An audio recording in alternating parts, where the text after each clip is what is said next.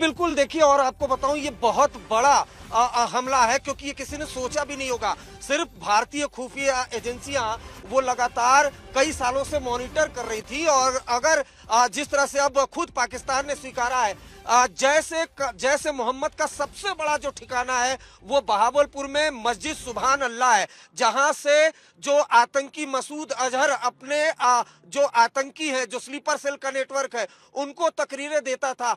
जैश के जो बड़े बड़े आतंकी हैं मस्जिद सुभान अल्लाह में ही मौजूद रहते थे, और उसको ध्वस्त किया गया। तो ये अपने आप में बहुत बड़ी खबर है।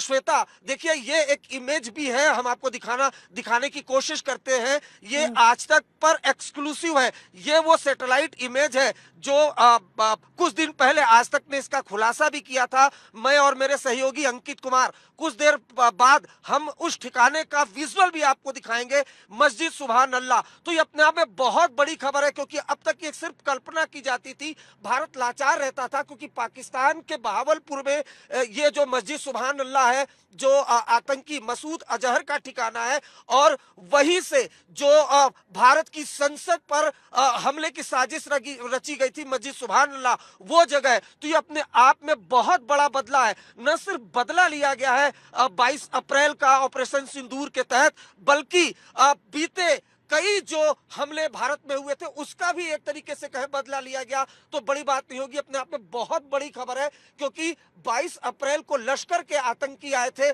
उन्होंने निशाना बनाया था 26 लोगों को। मस्जिद सुभान अल्लाह को टारगेट किया गया है। तो अपने आप में बहुत बड़ी खबर है, जिस तरह से दावा किया जा रहा है, और खुद पाकिस्तान की एजेंसी ने ये क्लियर कर दिया है कि मस्जिद सुभान अल्लाह को टारगेट किया गया है। तो जैश और लश्कर के जो ठिकाने हैं उनको टारगेट किया गया है। और इस वक्त हम श्रीनगर में मौजूद है, आपको दिखाना चाहेंगे जरा कैमरामैन अजय ठाकुर। श्रीनगर में फिलहाल एक तरीके से कहे तो सन्नाटा पसरा हुआ है। जो एयरपोर्ट है, एयरपोर्ट को आम लोगों के लिए पूरी तरह से बंद कर दिया गया है। बॉर्डर एरिया में जो चौकसी है वो बढ़ा दी गई है, और लगातार जो पाकिस्तान की तरफ से सीज फायर वॉयलेशन किया जा रहा है, जिसका जो भारतीय आर्मी है, इंडियन आर्मी है, वो करारा जवाब भी दे रही है। लेकिन लश्कर और जैश के कई बड़े ठिकानों को ध्वस्त किया गया है। और आपको बताऊं, रॉ जो भारतीय खुफिया एजेंसी है रॉ, वो लगातार इन ठिकानों को मॉनिटर करती रही है। इनकी तस्वीरें भी हमें लगातार मिलती रहती थी, लेकिन ये कभी कल्पना के परे ही था कि इन ठिकानों को भारत निशाना बना सकता है, श्वेता। क्योंकि लगातार जब भी भारत में अटैक होता था, चाहे संसद भवन पर हमला हुआ था, जैश ने करवाया था।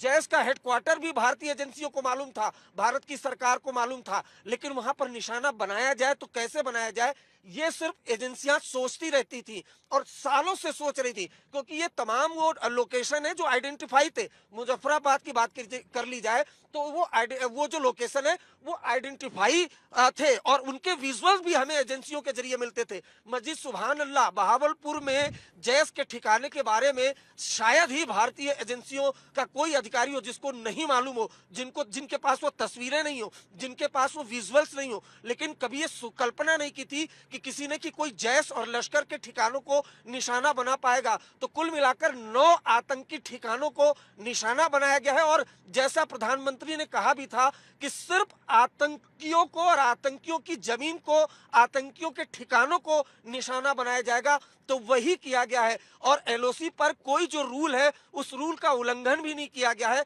मिसाइल से अटैक किया गया है, और जितने भी आतंकी ठिकाने हैं उनको ध्वस्त किया गया है। जो पूरा बॉर्डर एरिया है, श्वेता, जहां गई भी थी, कुपवाड़ा कर लीजिए, उरी सेक्टर कर लीजिए, तंगधार कर लीजिए, इन तमाम जगहों पर हाई अलर्ट कर दिया गया है। लेकिन ये जो अटैक हुआ है, ये वेल प्लान अटैक हुआ है। लगातार जो पाकिस्तान की तरफ से बीते दिनों गीदड़ भभकी आ रही थी, और पाकिस्तान लगातार विजुअल्स भी आ रहे थे कि बॉर्डर एरिया में वो सेना भेज रहा है, फोर्स भेज रहा है, समुंदर के रास्ते प्रैक्टिस कर रहा है, अपने एयर डिफेंस मजबूत कर रहा है। लेकिन पाकिस्तान के एयर डिफेंस की पोल भी खुल गई है इस हमले से। तो जो लगातार पाकिस्तान आर्मी बड़े बड़े दावे कर रहा था, न सिर्फ भारत ने अटैक किया है, और अटैक ये तब किया, ये बड़ा बदला इसलिए भी ऑपरेशन सिंदूर, इसलिए भी श्वेता बड़ी बात है, क्योंकि देखिए पाकिस्तान ने पूरी तैयारी कर ली थी। उसकी तस्वीरें, उसके विजुअल खुद पाकिस्तान के जो पत्रकार हैं, पाकिस्तान के अफसर हैं, नेता हैं, वो बकायदा सोशल मीडिया पे डाल रहे थे। तो इतनी तैयारी पाकिस्तान ने कर ली थी, उसके बावजूद भी भारत ने बड़ी कार्रवाई की है, बड़ा बदला लिया है ऑपरेशन सिंदूर के तहत। और ये जो ऑपरेशन सिंदूर है, इसको कई सालों तक याद रखा जाएगा, ये हिस्ट्री में रहेगा, क्योंकि ऑपरेशन सिंदूर सोचा समझा नाम है भारत की तरफ से, क्योंकि पूरा हिंदुस्तान गुस्से में था।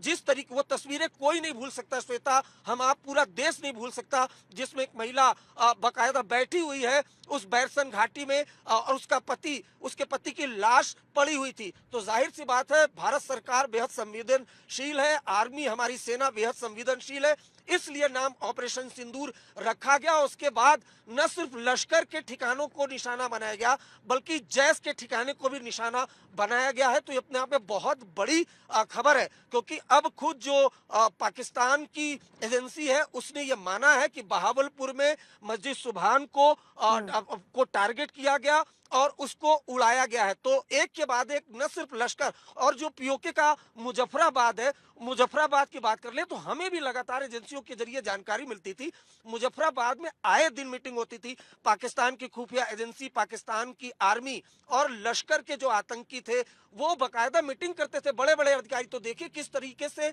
जो पाकिस्तान की सरकार है, वो आतंकियों को पालती पोसती थी। मुजफ्फराबाद में उस हेडक्वार्टर को निशाना बनाया जाना, यानी पाकिस्तान के जो पालतू आतंकवादी हैं, उनको बड़ा झटका लगा है। और पाकिस्तान की खुफिया एजेंसी आईएसआई, पाकिस्तान की आर्मी को भी ये बड़ा झटका है। और भारत ने साफ कर दिया था कि वो किसी सिविलियंस को निशाना नहीं बनाएंगे, वो सिर्फ आतंकवादियों के ठिकानों को निशाना बनाएंगे। और ये भारत के प्रधानमंत्री ने बिहार की धरती से पहले ही कह दिया था, वो इशारा कर दिया था, वो इशारा ही समझ लेना चाहिए था कि जो आतंकियों की बची खुची जमीन है, उसको भी मिट्टी में मिला दिया जाएगा।